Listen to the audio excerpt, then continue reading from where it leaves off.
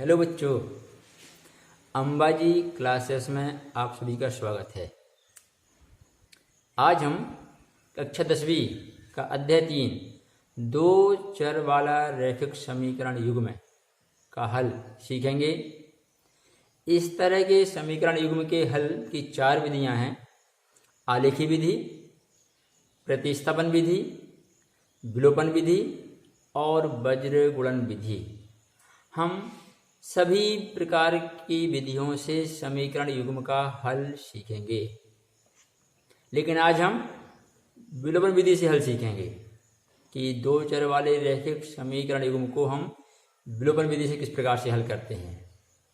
हम कक्षा 10वीं के सभी कोर्स को कवर करेंगे गणित से। आप सभी हमारे साथ चैनल में बने रहिए। आज की इस वीडियो में हम आपको विलोपन विधि बता रहे हैं। प्रश्नावली 3.4 के प्रश्न भी हम हल करेंगे। तो आइए हम अपने वीडियो को शुरू करते हैं। देखिए जरा, हम एक दो चर वाला रैखिक समीकरण लेते हैं, जैसे 3x + 4y = 10। एक समीकरण हमने लिखा, इसमें x और y ये चर हैं। चर अर्थात परिवर्तनीय है, ऐसी राशि जिसका अपना मान नियत नहीं होता, जो परिवर्तनीय है। कक्षा और प्रश्न के अनुसार इसका मान परिवर्तित होता रहता है। 3, 4 और 10 अचर हैं। अचर अर्थात कांस्टेंट, नियत, इनका मान परिवर्तित नहीं होता। यह दो चर वाला रैखिक समीकरण कैसे है? इसमें यदि हम चर पर गौर से विचार करें, चरों की घात यहाँ 1 है, यहाँ भी 1 है। ऐसा समीकरण जिसमें दिए गए चर की अधिकतम घात 1 हो, रैखिक समीकरण कहलाता है। इस तरह के समीकरण का जब हम ग्राफ बनाते हैं तो हमको एक सरल रेखा प्राप्त होती है, अर्थात यह एक दो चर वाला रैखिक समीकरण है। जब हम ये हमारा समीकरण 1 कहलाएगा। जब हम इसी तरह का एक और समीकरण लें, जैसे 2x - 2y = 2, ये समीकरण 2, तो यह है अब दो समीकरणों का जोड़ा। जोड़े का अर्थ ही क्या है? युग्म। अब यह समीकरण युग्म कहलाएगा। तो समीकरण युग्म का हल से तात्पर्य है इस समीकरण युग्म में जो चर हैं x और y, इनके इस प्रकार के मान प्राप्त करना जिनको इनमें से किसी भी समीकरण में रखा जाए तो ये दोनों पक्ष बराबर आ जाएं, अर्थात x व y के वे मान इस समीकरण को संतुष्ट करें। तो x और y के जितने भी मान इन समीकरणों को संतुष्ट करेंगे वह समीकरण युग्म का हल कहलाएंगे। तो इसके लिए हमने पहले ही बताया कि 4 विधियां हैं, लेकिन आज हम विलोपन विधि से इस समीकरण युग्म का हल देख रहे हैं। तो विलोपन विधि में जो पद हैं उन पर आप विचार करिए।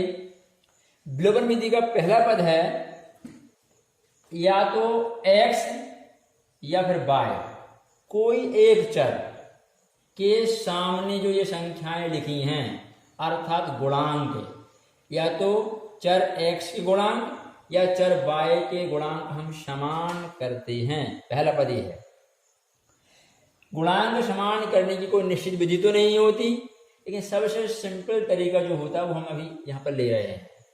हम क्या करते हैं इसके लिए, समीकरण 1 में जो गुणांक दिया है ये x है, यदि हम x के गुणांक समान कर रहे हैं, जिस भी चर के हम गुणांक समान करना चाह रहे हैं उनमें देखा जरा, समीकरण 1 में x का गुणांक क्या है? 3 है, और 2 में क्या है? यहाँ पे 2 है। तो ऊपर वाले गुणांक का नीचे वाले समीकरण में और ये नीचे वाले गुणांक का ऊपर वाले समीकरण में हम गुणा करेंगे। लिख लेते हैं समीकरण 1 आप इसमें 2 से गुणा करेंगे, और समीकरण 2, ये 2 है, इसमें क्या है? यहाँ पर 3 से गुणा करेंगे। इसका ऊपर वाले में, उसका नीचे वाले समीकरण करिए। तो 2 से गुणा करना है यहाँ पे, तो 2 3 6x धन 2 चौके 8y बराबर 2 से 10 में गुणा हुआ था 2 धाम 20। इसी प्रकार से आप नीचे वाली समीकरण में 3 से गुणा कीजिए तो यहाँ पे 3 दूनी 6x और यहाँ पे 3 दूनी फिर 6y बराबर आपका ये 3 दूनी 6। ठीक है, इस प्रकार से आप देखिए कि यहाँ पर x के गुणांक समान हो चुके हैं। जब समान गुणांक हो जाएं तो हमारा दूसरा पद है समान गुणांक वाले पदों के सामने आप चिन्ह देखिए। यहाँ कोई चिन्ह नहीं है तो हम धन मानते हैं, हम जानते हैं, तो दोनों में यहाँ प्लस प्लस है तो ये समान चिन्ह वाले पद निरस्त नहीं होंगे, कटेंगे नहीं। इसके लिए हम क्या करते हैं, ऊपर वाले समीकरण से इस वाले समीकरण को घटाते हैं। जब हम इन चिन्हों पर विचार करते हैं, यदि ये चिन्ह समान हो तो हम यहाँ घटाने पर, और जब हम घटाते हैं तो नीचे वाले समीकरण के चिन्ह जो पहले से हैं ये बदल जाते हैं। यदि ये चिन्ह यहाँ प्लस होता या माइनस अर्थात ये कैंसिल हो रहे होते तो फिर हम यहाँ लिखते जोड़ने पर। ठीक है, तो ये आपने ध्यान रखना है क्योंकि यहाँ पे क्या है, चिन्ह समान है अतः घटाने पर। जब हम इस समीकरण को ऊपर वाले समीकरण से घटाएंगे तो यहाँ के चिन्ह बदल जाएंगे। पहले से ये प्लस है इससे माइनस हो जाएगा, ये माइनस है ये प्लस हो जाएगा, यहाँ भी कोई चिन्ह नहीं है सामने तो प्लस, इसका हम माइनस कर देंगे। ठीक है, नीचे वाले समीकरण के चिन्ह बदलते हैं कब, घटाने पर या घटाते समय। जब हम यहाँ जोड़ रहे होते तो ये चिन्ह नहीं बदलते, ज्यों के त्यों रहते। देखिए यहाँ पे क्या हो जाएगा, ये प्लस का 6x और ये माइनस का, ये यहाँ पे कट जाएंगे, इनका निरस्त हो जाना अर्थात अब आगे x नहीं जाएगा, अर्थात यहाँ पर x विलोपित हो चुका है। ठीक है, इसको हल कर लीजिए। यहाँ 8y यहाँ 6y, चिन्ह देखिए प्लस प्लस है तो हो जाएगा ये 14y बराबर, यहाँ 20 धन का है ये 6 माइनस का है, 20 में से 6 कितना होगा आपका 14। यहाँ से y का मान प्राप्त कर लीजिए, y इज इक्वल टू 14, ये गुणा से जाएगा भाग में बटे 14, काटिए 14 एकम 14 14 एकम 14, तो y बराबर 1/1 मान केवल 1। इस प्रकार से हमें एक चर का मान प्राप्त हुआ y का। इस y के मान को हम किसी भी समीकरण में या समीकरण 1 में या फिर समीकरण 2 में रखें तो हमें दूसरे चर x का मान प्राप्त होगा। हम समीकरण 1 में मान रख रहे हैं, लिख लेते हैं। समीकरण 1 में y का मान रखने पर रखिए 3x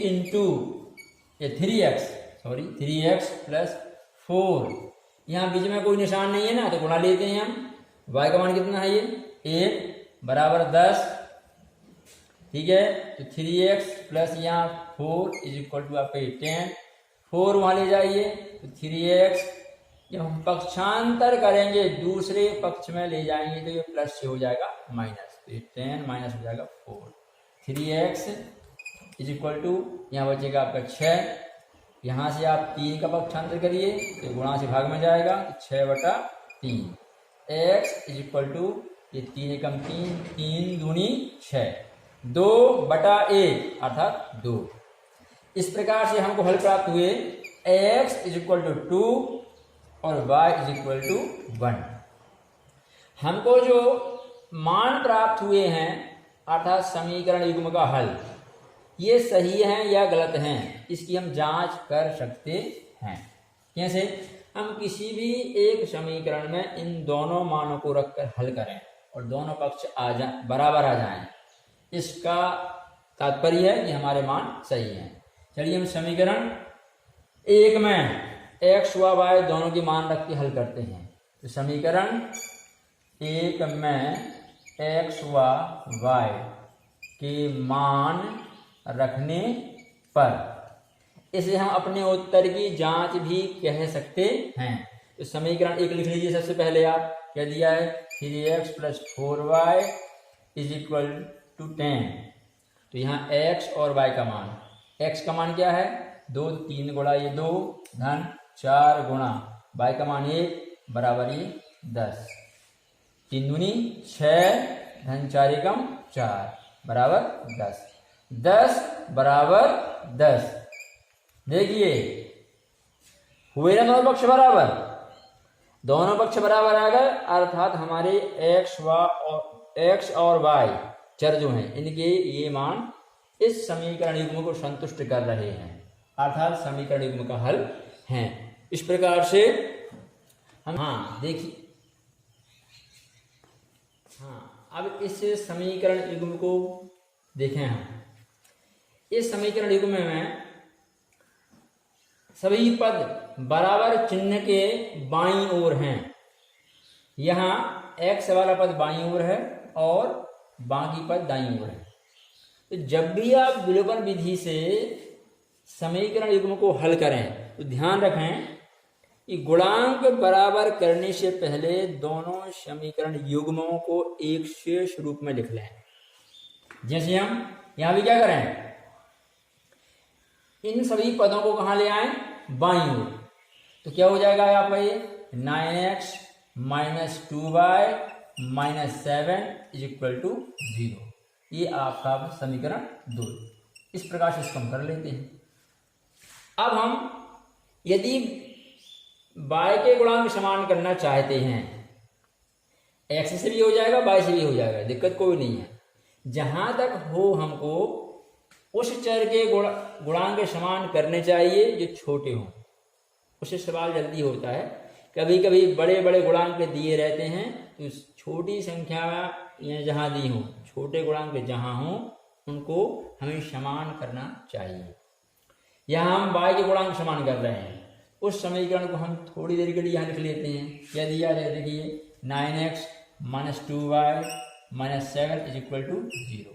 ये समीकरण पर 2 है, ठीक है। अब यहां देखिए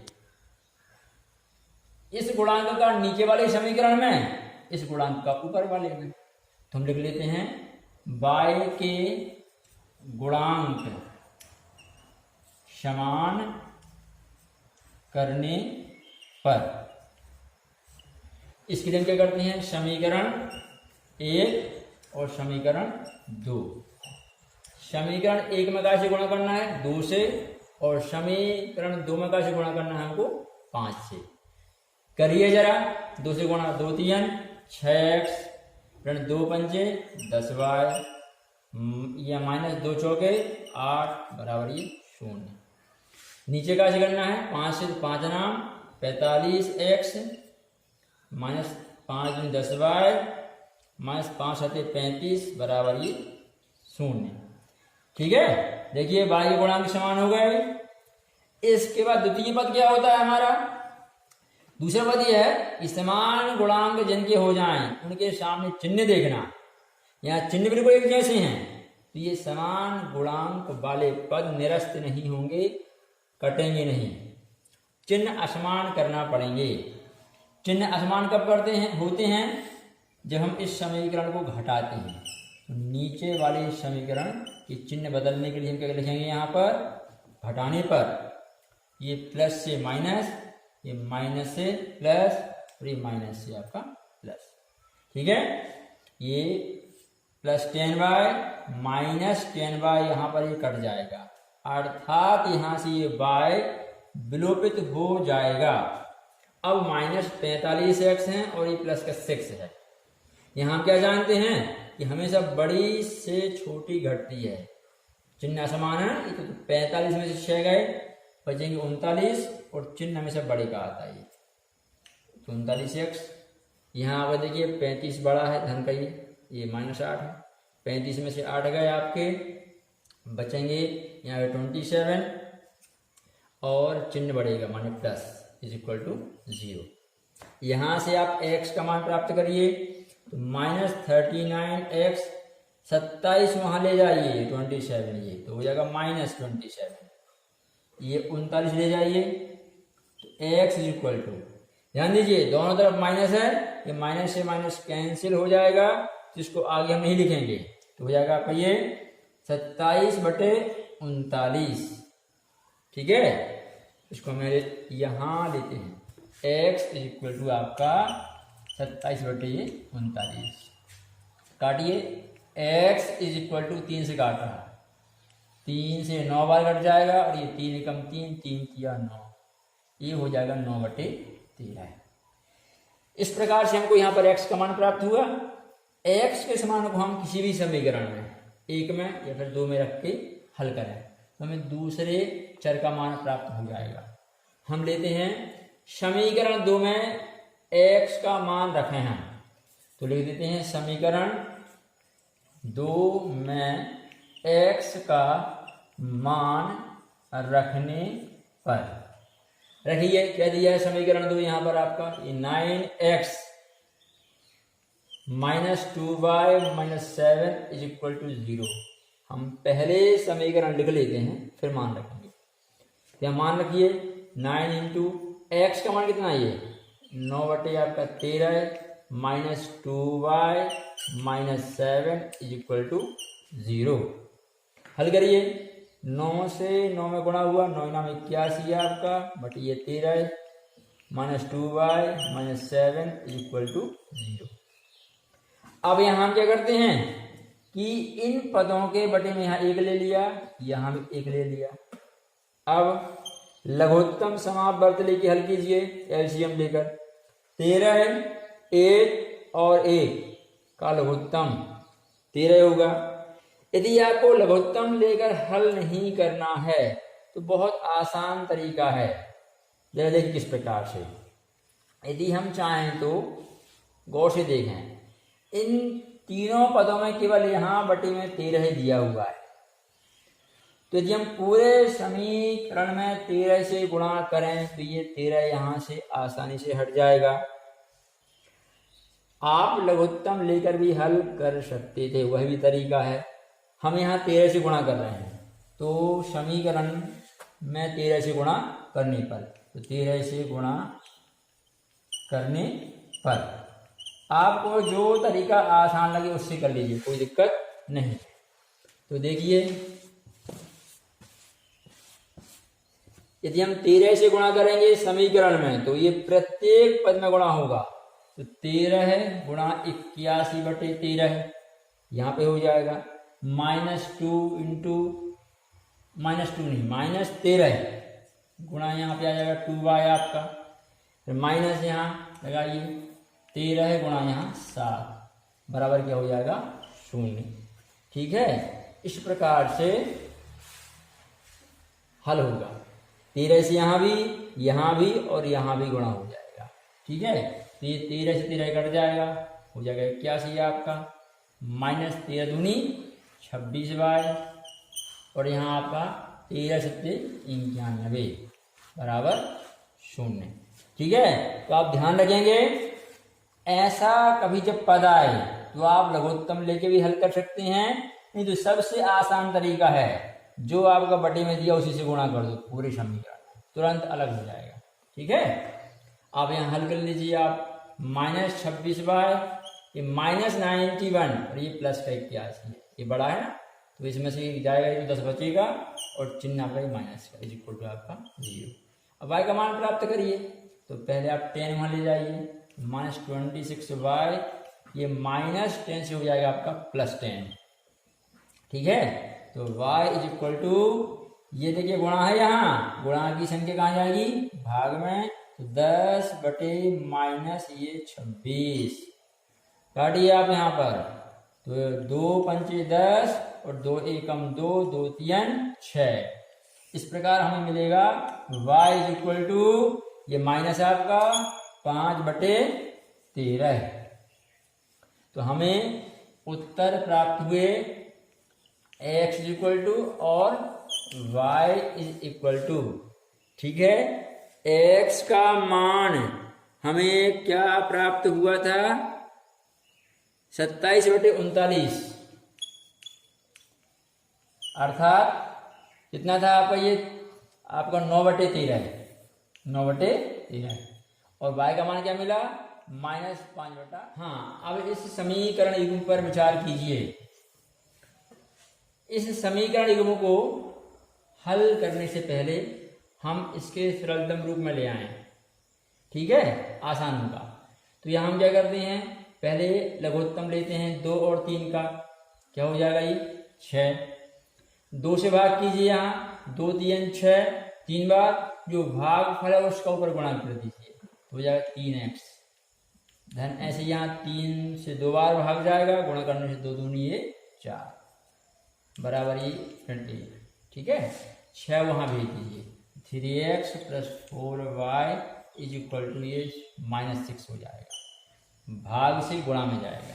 ये आपका समीकरण का स्वरूप ऐसा हो जाएगा, ठीक है। इसको हम लिखते समीकरण 1 यहाँ पे ऐसे। अब यहाँ ध्यान दीजिए, यहाँ हम बटे में 1 लें और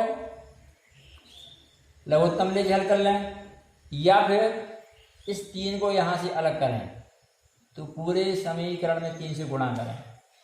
ऐसा हम जब करते हैं, जब किसी एक पद में कोई एक ही संख्या रहती है, उसको आसानी से हम गुणा करके अलग कर लेते हैं। बटे में ये 3 दिख रहा है, तो 3 से गुणा करने पर प्रत्येक पद पर गुणा होगा 3 से, यहाँ 3x हो जाएगा आपका, माइनस क्या होगा आपका यहाँ पर ये 3 गुणा y/3 बराबर क्या आपका ये 3, ठीक है। ये 3 से 3 कट नहीं, 3 दिया 9 होगा, 3 से 3 कट जाएगा, 3x माइनस यहाँ y = 9, ये आपका समीकरण 2, ठीक है। अब समीकरण 1 और 2 को जरा गौर से देखिए। हाँ देखिए, यहाँ 3x है, यहाँ क्या दिया है 3x है, तो इस प्रक्रिया में क्या हुआ, हमारे गुणांक भी समान हो गए। अब तो हल करना आसान है।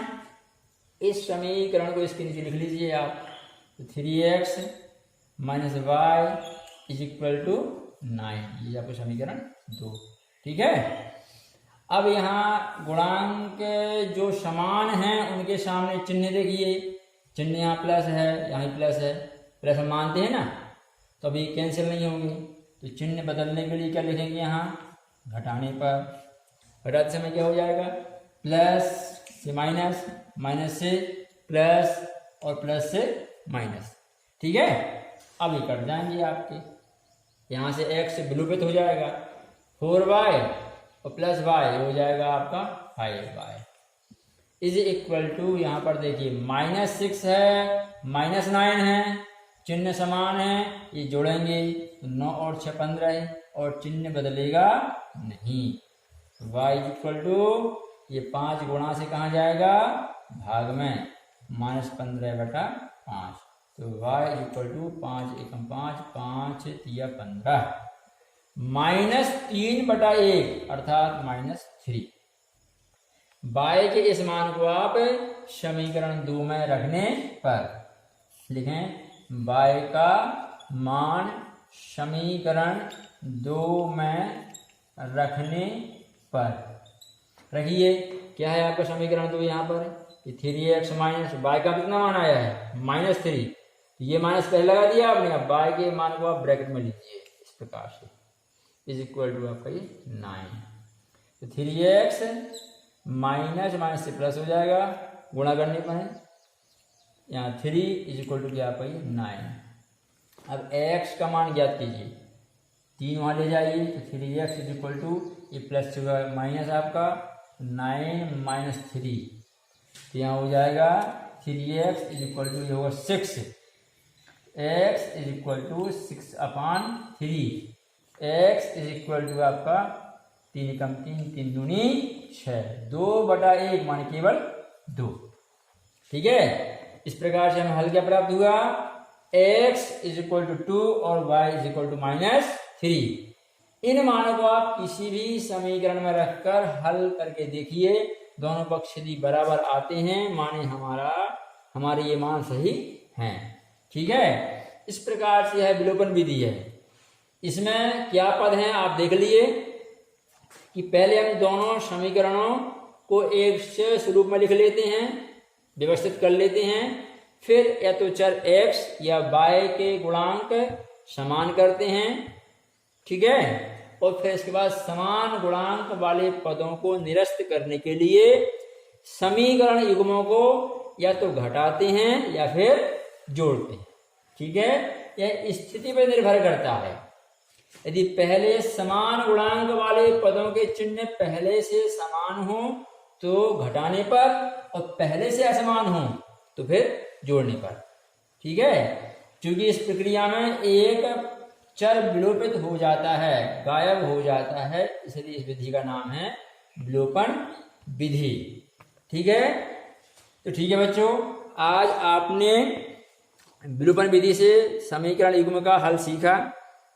आगे आपको हम अगले वीडियो में प्रतिस्थापन विधि सिखाएंगे और इस अध्याय की आलेख विधि भी बताएंगे। आप लगातार हमारे चैनल में बने रहिए, चैनल को आप सब्सक्राइब कीजिए, जिससे आपको हमारी कोई भी नोटिफिकेशन तुरंत प्राप्त हो सके, ठीक है। अभी हमने केवल आपको विधि समझाई है, इसके बाद हम पूरी प्रश्नावली आपकी कवर करेंगे आने वाले वीडियो में। प्रतिस्थापन विधि, आलेखी विधि और विलोपन विधि, वज्र गुणन विधि, इन सभी पर आधारित जितनी प्रश्नावलियां हैं सबको हम पूरा हल करेंगे, ठीक है।